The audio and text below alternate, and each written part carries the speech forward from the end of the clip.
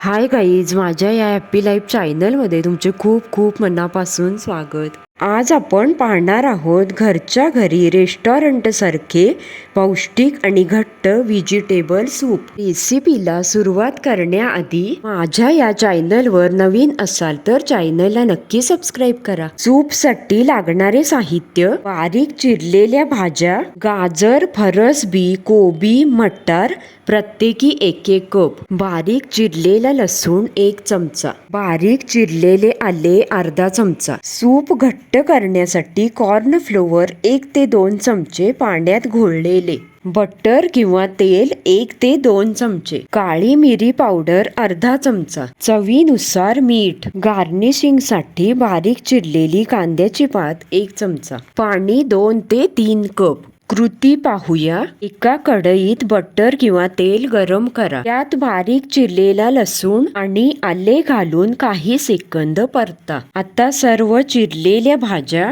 गाजर, फरसबी, कोबी, मटार हे सर्व घालून मोठ्या आचेवर 2 मिनिटे परतून घ्या. भाज्या थोड्या मऊ झाल्यावर त्यात 2 कप पाणी आणि चवीनुसार मीठ घाला. सूपला मध्यम आचेवर 5 ते 7 मिनिटे उकळू द्या. भाज्या शिजल्यावर त्यात कॉर्न फ्लोअरचे पाणी हळूहळू ओता आणि सतत ढवळा, जेणेकरून गुठळ्या होणार नाहीत. आता 2 मिनिटे उकळू द्या. शेवटी काळी मिरी पावडर घाला आणि गॅस बंद करा. वरून बारीक चिरलेला हिरवा कांदा घालून मस्त गरमागरम सूप सर्व करा. रेसिपी आवडली तर नक्की ट्राय करा आणि मित्रमैत्रिणींसोबत शेअर करा. पुन्हा भेटूयात अशा चटपटीत आणि पौष्टिक रेसिपी सोबत.